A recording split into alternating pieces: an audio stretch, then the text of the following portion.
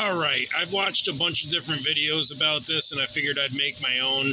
This is a 2016 Chrysler 200 and I got to do the thermostat on it. I keep getting an indication where it's basically the upper radiator hose is hot as soon as it starts running, and as soon as it reaches temperature it'll say service electric throttle body, and basically it'll still operate fine, but it'll say that it's at high temperature and it'll no longer display the coolant temperature. First I thought it might be the coolant temperature sensor, but then looking into it more and just doing the simple trick of feeling the upper radiator hose, I could tell that my thermostat was stuck open. Now the thermostat in this car is buried down in there, and there's a couple different obstacles to getting it out, but long story short, I already removed the cover and the air duct.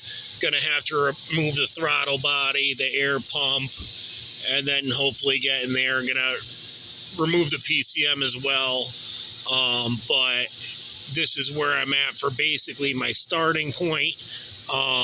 Next it'll be removing the PCM, then it'll be removing the air pump, the throttle body, and then getting in there is my plan. We'll see how it goes. Keep you posted.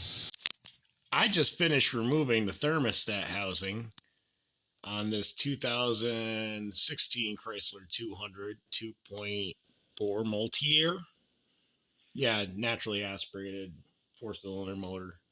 It was a pain in the balls. There's a bunch of videos about this job. But I want to say one thing before I post my video. That's, don't do this job without having a long-handled flex head 1/4-inch ratchet. If you don't have a ratchet like this, stop. Go buy one. Don't proceed. Back the fuck up and go to the store and just buy a ratchet like this. You're gonna suffer otherwise. Makes it a lot easier. It's a mildly annoying job if you have the right tool. Alright, so this right here is the big scary throttle body bracket that everybody cries about. It goes from right there to the cylinder head back here. It's held on with a 13 mil bolt, or 13 mil head.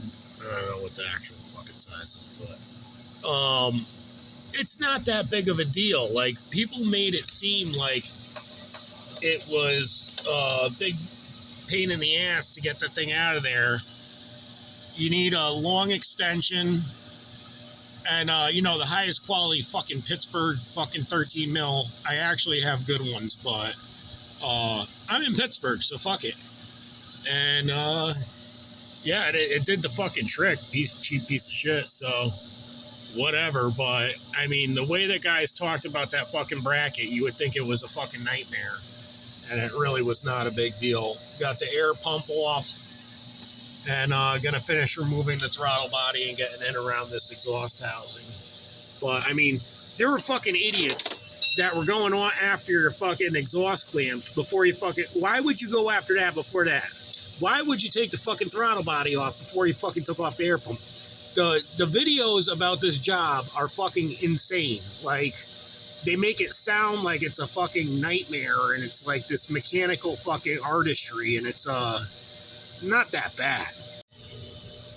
Alright, so I got my thermostat out, and the big thing that everybody is going to tell you about is the blind bolt right there. That's a 10 mil.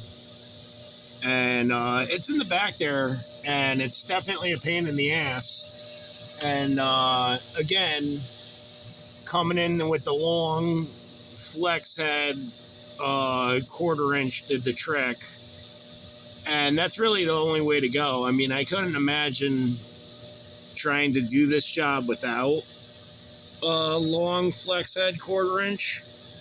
So, like, do yourself a favor and just, if you don't have one, get one before you even bother trying to do this stupid job. It'll make your life a lot easier. But I got the shit out of the way, and